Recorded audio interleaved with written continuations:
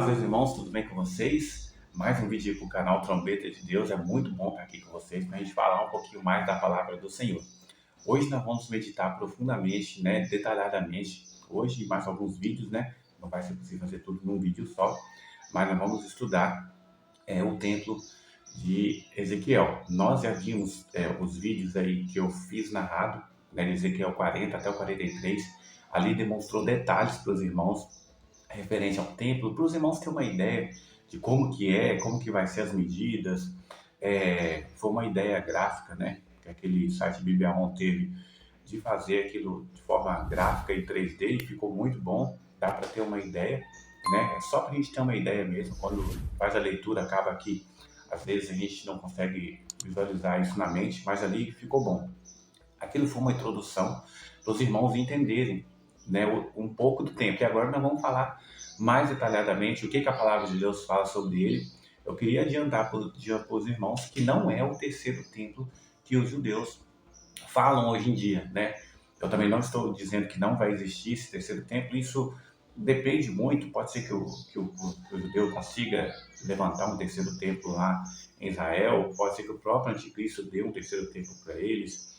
Não sei, a Bíblia não fala sobre esse templo. O templo que os israelitas falam hoje é um templo literal feito por mãos deles mesmos, Mãos humanas. Mas esse templo de Ezequiel, diferente do que eles também pensam, porque eles pensam que esse templo que está falando aqui é o templo que eles vão construir, mas você vê claramente que é um templo feito pelo Senhor.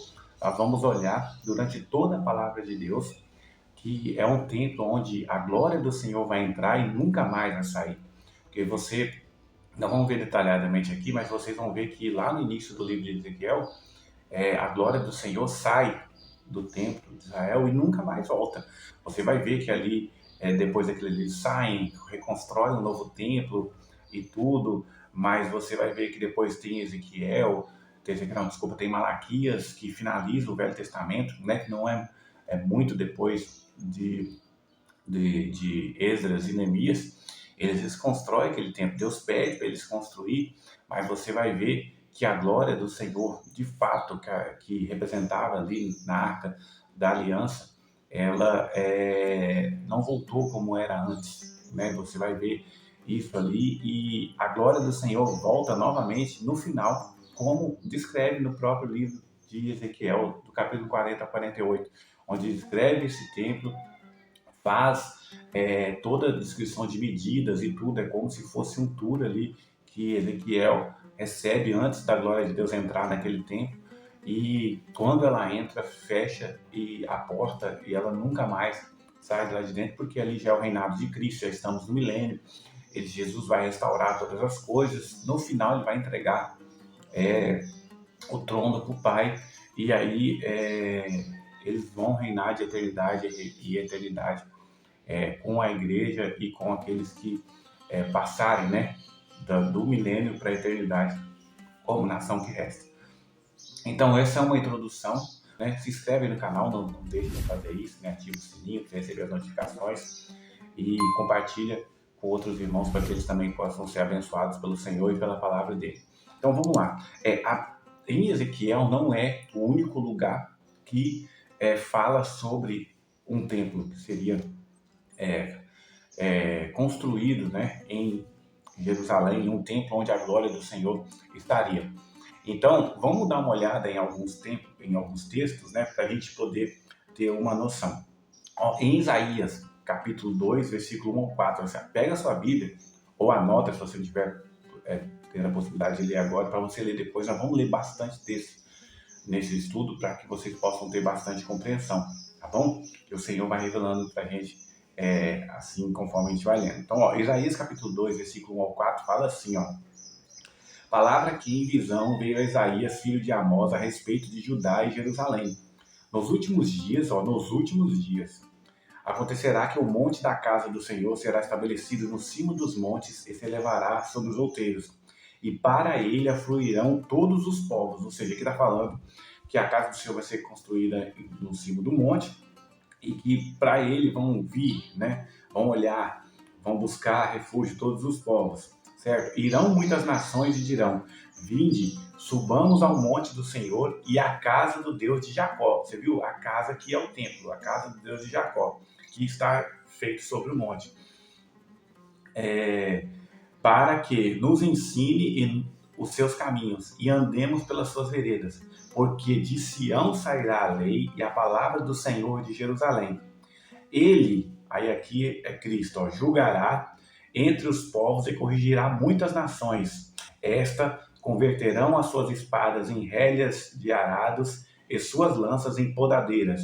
Uma nação não levantará a espada contra outra nação, nem aprenderão mais a guerra. Aqui você vai ver, o Senhor estabelece o templo dele no milênio, porque você vai ver aqui que quando ele vai julgar as nações, né, fala que ele vai julgar as nações e corrigir, elas vão falar que querem andar na lei do Senhor, porque aqui ele já santificou o nome dele.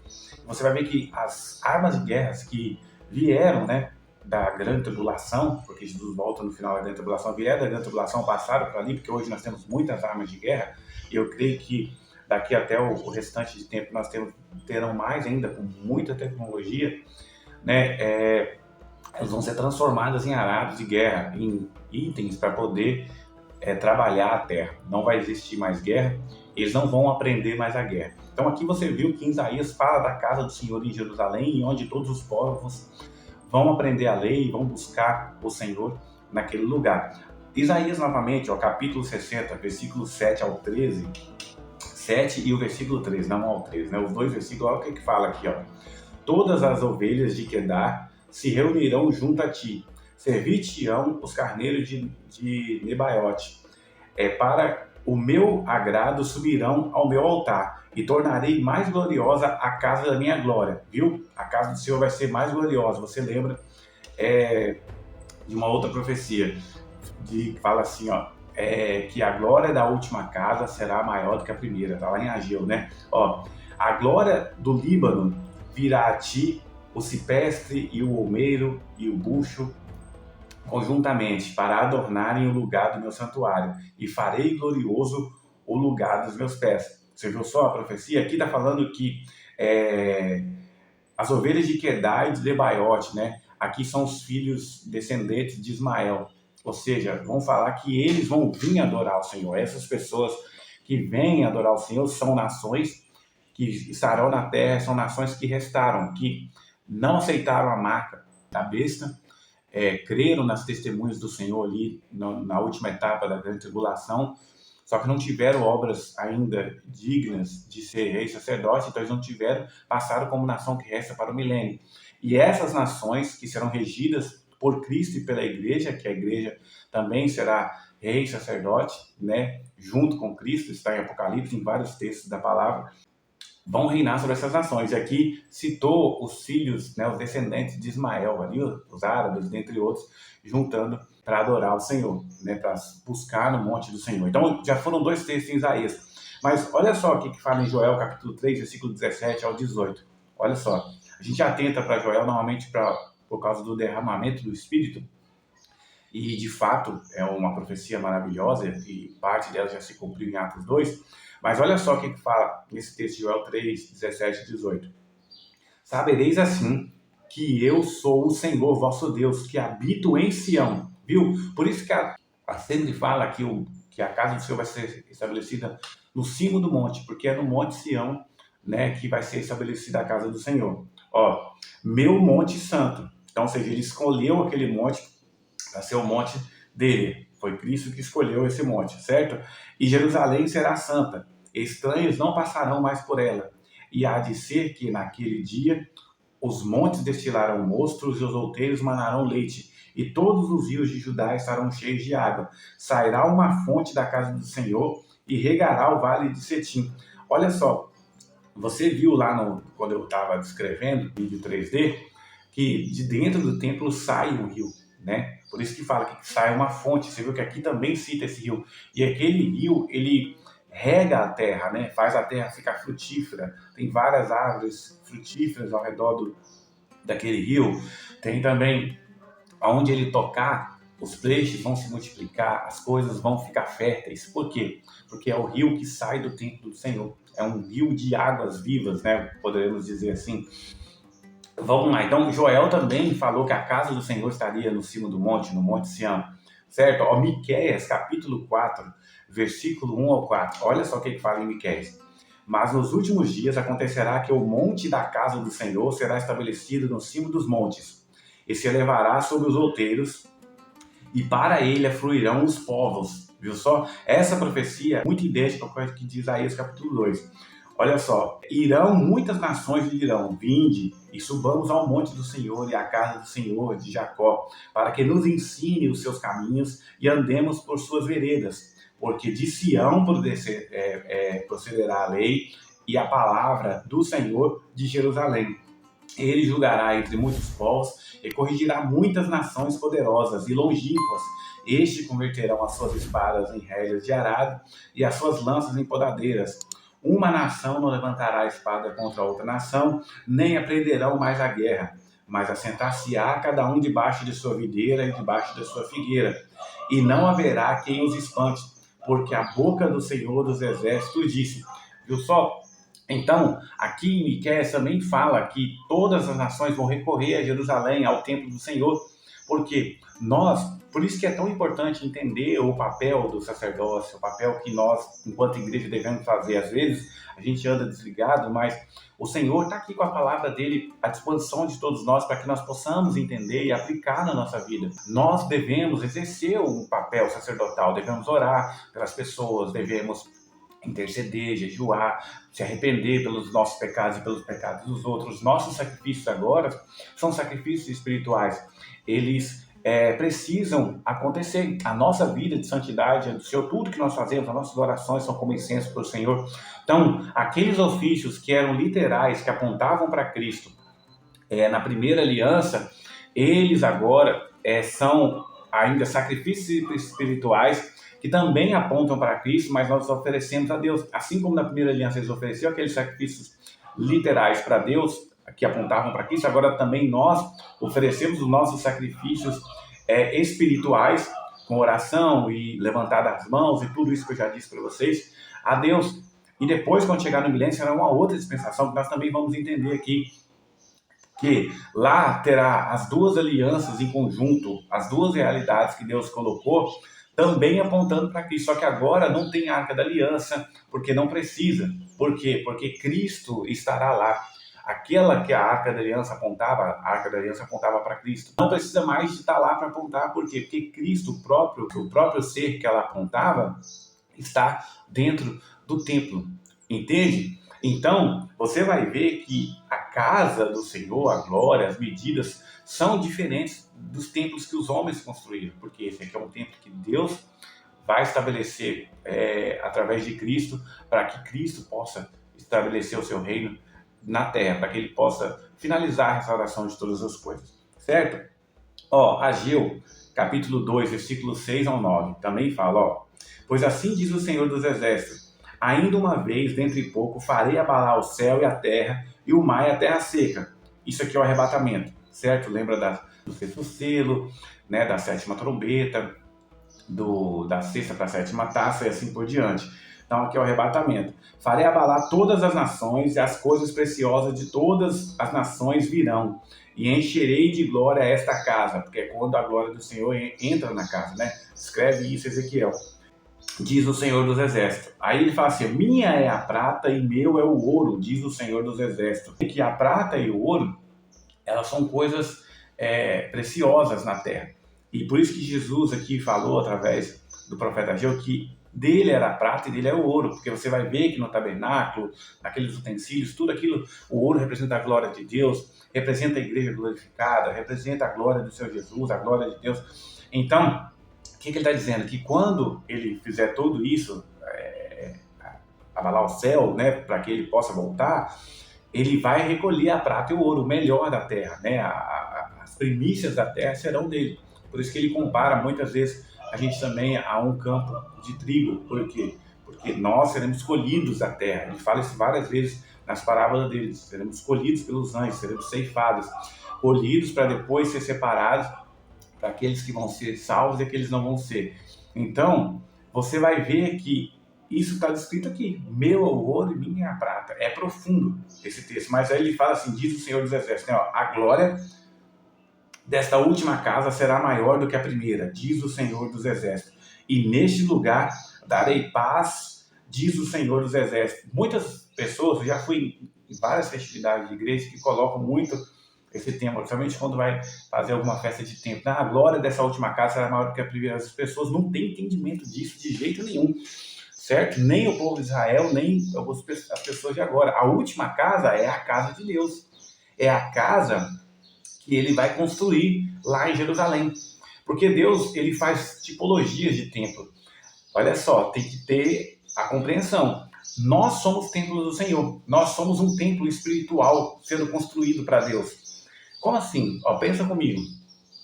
Pedro falou que nós somos pedras vivas. Quando nós ganhamos alguém para Cristo, nós estamos colocando uma pedra no templo de Deus, é o templo espiritual. Por isso que nós somos casa de Deus, porque Deus mora em nós, né, através do seu Espírito. Então, o mesmo Espírito que ele compartilha com Cristo. Então, ele mora em nós através do seu Espírito, que ele põe uma porção, que Paulo chama de penhor da nossa salvação. Ele põe isso dentro de nós e esse Espírito vai nos glorificar quando ele voltar. Esse penhor da salvação, vamos trocar, é como se nós, penhor é uma coisa que você troca. Então, quando Jesus vier arrebatar a igreja, nós temos o Espírito dele dentro de nós, só que uma porção pequena, que trabalha em nós, né? Escreve a lei de Deus em nós. E essa pequena porção vai se planificar e nosso corpo vai ser glorificado. Então, quando isso acontecer, a glória do Senhor vai encher o nosso corpo. E nós, cada um de nós, somos casa de Deus. Assim também como nós somos corpo de Cristo. São várias tipologias que Cristo utiliza. Para quê? Porque nós somos corpo que nós fazemos parte do mesmo que Cristo faz parte. E muitas vezes nós queremos só fazer parte da glória de Cristo, né? É outra coisa que às vezes a gente tem que pensar. Porque nós vamos ressuscitar, ou se estivermos mortos, ou vamos ser arrebatados e glorificados, assim como Cristo é glorificado. Cristo é o único homem glorificado que existe no céu, né? As almas, nós vimos aí no nosso estudo Para Onde Vão as Almas, vocês podem voltar e ver, que lá no mundo dos mortos há 3 repartições, né? Um lado, o outro e um abismo. O abismo onde estão os anjos caídos, aqueles que desviaram do Senhor, que está lá em Gênesis capítulo 6. De um lado, as almas que estão sofrendo porque não creram em Cristo, e do outro lado, aqueles que estão sendo guardados e descansando, né, na glória do Senhor, até que Ele volte. Então, você consegue entender isso. E quando nós ressuscitaremos em glória. Lembra disso. Não, o seu corpo vai se voltar da terra se você estiver morto, ele vai vir de lá, vai voltar a ser, por exemplo, se eu morrer, aí quando eu ressuscitar, eu vou voltar a ser assim, aí depois que eu voltasse assim, eu vou ser arrebatado junto com os que estiverem vivos e seremos o corpo glorificado. E se nós somos corpo de Cristo, Cristo passou pelo mesmo processo, ele morreu pelos nossos pecados, foi até o mundo dos mortos, Paulo fala disso, né? Tomou a chave da morte e do inferno, por quê? Porque ele tomou a chave da morte e do inferno, mas é a chave da morte e do Hades, do mundo dos mortos. É isso que está lá no original. Por quê? Porque ele não tinha pecado, então ele se tornou, não é que ele se tornou, ele já era, tá, irmãos? Mas só na perspectiva de autoridade, porque o homem deu autoridade para o inimigo do mundo e da morte sobre a vida dele quando ele desobedeceu lá no Éden. Você tem que entender tudo isso. Deus entregou o mundo perfeito, um homem glorificado, que Adão e Eva não eram glorificados, eles não iam morrer se não tivesse pecado, eles iam viver eternamente. Você tem que ter tudo isso em mente, é muita coisa.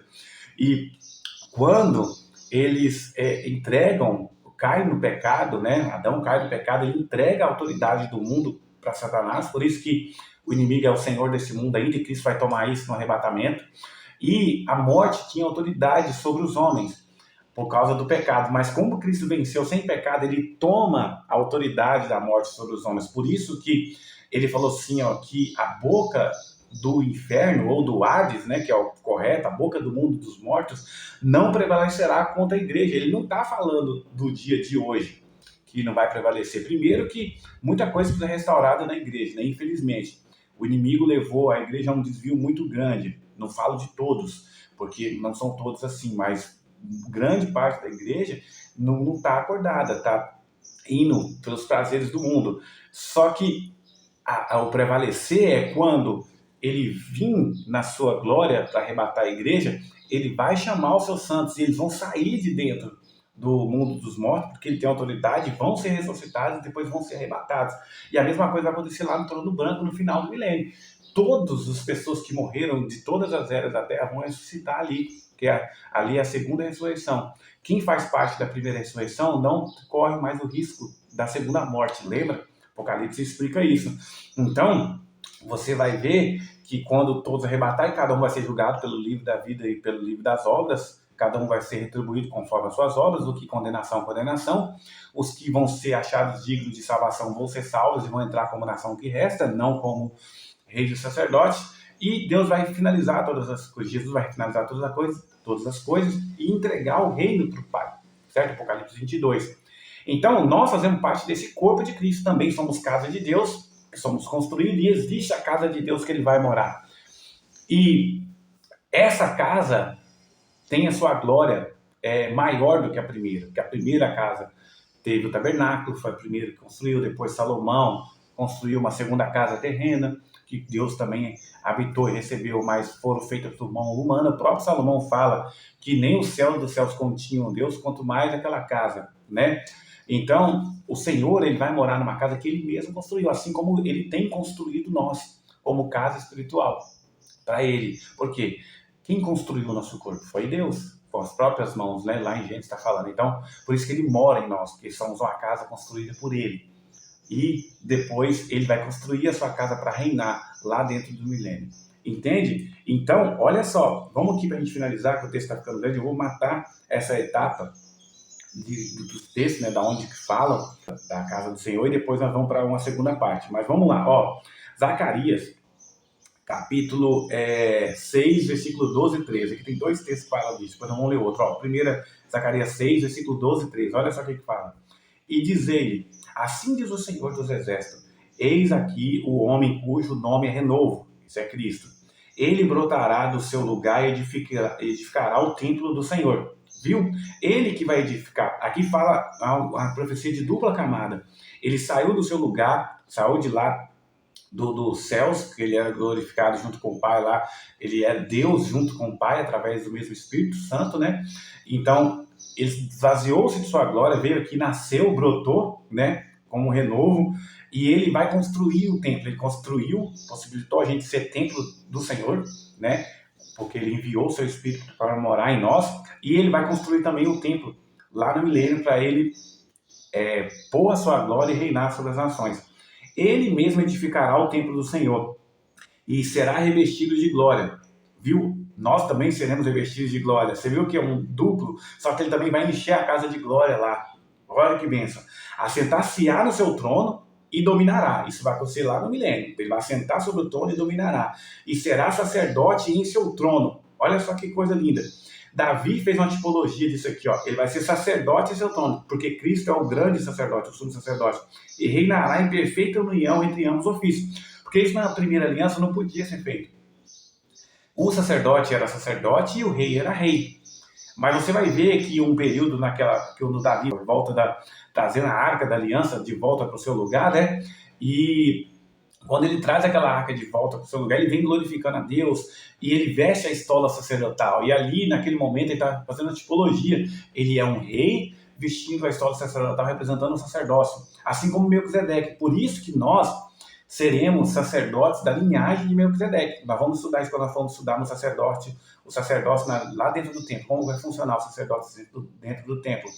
Nós somos sacerdotes da linhagem de Melquisedeque, porque Melquisedeque ele era rei sacerdote quando ele apareceu para Abraão. E ele não tinha início de dias, nem fim, a Bíblia não conta, porque ali representava Cristo. Ele apareceu, comeu pão e vinho com Abraão, representando a nova aliança. Olha só, lá no início, antes da primeira aliança, Cristo já fez uma aliança com Abraão, uma aliança como a que é hoje, entende? Então, nós somos sacerdócio da linhagem de Melquisedeque, tem o sacerdócio da linhagem de Zadok, entendeu? Então, o que eu quero que vocês entendam? Que Cristo vai reinar sobre esses dois ofícios. Ele vai ser rei e sacerdote, e nós também seremos reis e sacerdote com ele. como diz lá em Apocalipse. Agora olha o outro texto que fala, você viu aqui que ele vai construir o próprio templo para ele morar e sentar no trono e reinar, certo? Mas olha também, fala do próprio Zacarias, ó, capítulo 14, versículo 16 a 21. Zacarias 14, 16 a 21, olha só o que fala. Todos os que restarem de todas as nações, viu? Essas são o que nós chamamos de nação que resta, nações que vão passar da grande tribulação para o reino de Cristo para serem reinadas. Porque muitas vezes a gente fala por aí, aqui nos estudos ou nas igrejas, né? Nós vamos reinar, porque nós reinaremos com Cristo. Reinaremos sobre quem? As pessoas não sabem. A igreja vai reinar sobre a própria igreja? Não. Ela vai reinar sobre essas nações que restam, certo? Todos os que restarem de todas as nações que vierem contra Jerusalém subirão de ano em ano para adorar ao Rei, o Senhor dos Exércitos, e para celebrar as festas dos tabernáculos. Aí, aqui entra uma coisa que as pessoas não entendem, mas vamos explicar isso do recorrer desse estudo. Vai ter a comemoração de algumas festas no milênio, as pessoas vão subir, vai ter a festa da Páscoa e dos tabernáculos. Algumas outras festas não vai precisar de ter mais, porque já foram cumpridas. Mas essas festas de comemoração referente ao que o Senhor tem feito, principalmente essa tabernáculo, ela vai ser executada. Aí, se alguma família da terra não subir a Jerusalém, vai ter até punição para quem não subir. Olha só, para adorar o rei, isso quer dizer que o livre-arbítrio vai estar lá no milênio também. As pessoas vão poder pecar ainda, aqueles que são de cá, porque nós não seremos, por isso que eu falei nação da linhagem de sacerdote, nós já estaremos glorificados nessa época e reinando junto com Cristo. Mas as nações que restam ainda vão estar em carne e osso. E o Satanás vai estar preso por 1000 anos, como diz em Apocalipse capítulo 20. Só que as pessoas ainda vão pecar, porque lá em Isaías fala que aquele que pecar somente aos 100 anos será punido, ou seja, a maioridade no reino de Deus, de Cristo, será 100 anos, porque as pessoas terão longevidade de vida novamente. O Senhor vai fazer uma aliança novamente com os animais e com os homens, onde uma criancinha lá, Isaías fala, pode pôr a mão no leão, ficar junto do leão, sentar com o lobo, né? E a ovelha vai estar junto também, e ali vai estar tudo em perfeita harmonia, porque o Senhor vai estar restaurando as coisas como eram antes lá no Jardim do Éden. Então, aqui você vai ver que aquele que não for, porque ele tem o direito de não ir, mas vai ter prejuízo. Olha só que vai ser o prejuízo dele, se alguma das famílias da terra não subir a Jerusalém para adorar o Rei, o Senhor dos Exércitos, não virá sobre ela a chuva. Se a família dos egípcios, ele vai dar os exemplos, não subir, nem vier, não cairá sobre ele a chuva. Virá a praga com que o Senhor ferirá as nações. Vai ter uma praga que vai ferir as nações, que não subirem a celebrar as festas dos tabernáculos. Este será os castigos dos egípcios e os castigos de todas as nações que não subirem a celebrar a festa dos tabernáculos. Naquele dia será gravado nas campainhas dos cavalos, santo ao Senhor. E as panelas da casa do Senhor serão como as bacias diante do altar. Sim, todas as panelas de Jerusalém e de Judá serão santas ao Senhor dos Exércitos. Todos os que oferecerem sacrifícios virão, laçarão mão delas e nelas cozerão a carne do sacrifício. Naquele dia já não haverá mercador na casa do Senhor dos Exércitos. Viu só? Então aqui falou de como as nações vão subir, que vai ter sacrifício, nós vamos entender por que tem sacrifícios, que muitas pessoas também não entendem. Então, o Senhor vai estar restaurando as coisas, e as coisas também da primeira e da segunda aliança estarão juntas, porque todas elas apontavam para Cristo, e a maravilha do testemunho do que foi deixado durante as eras da terra vai estar ali vivo, diante dos olhos de todos, tanto de nós, como reis e sacerdotes, diante dos anjos, das criações celestiais e também dos homens que vão estar na terra, viu? E o Senhor vai estar santificando o nome dele. As nações vão reconhecê-lo como o Senhor, coisa que não acontece hoje, infelizmente.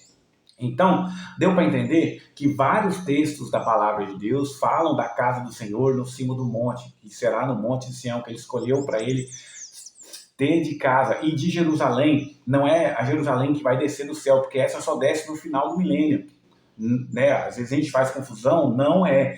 Deus promete que vai restaurar Jerusalém terrena e dela vai fluir a lei, porque Cristo estará lá junto com a igreja, como rei sacerdote reinando sobre as nações e regendo com vara de ferro. Entende? Então, tudo virá de lá. Lá será o centro da terra, o centro das nações, onde as nações vão recorrer a Deus, vai sair a lei para que as nações possam seguir. Nós ensinaremos a lei de Deus como reis e sacerdotes as nações, porque nós receberemos a terra como herança. Lembra que Deus prometeu isso o tempo todo na palavra dele? Ele vai cumprir. Ele vai dar a terra como ele prometeu. Entende? Abraão, Isaac e Jacó vão receber o que Deus prometeu para eles. Eles morreram. Estão lá no mundo dos mortos aguardando, né? Ali descansando no Senhor. Mas vai chegar o dia que eles vão receber. Jacó vai entregar o dízimo dele como ele prometeu para Deus.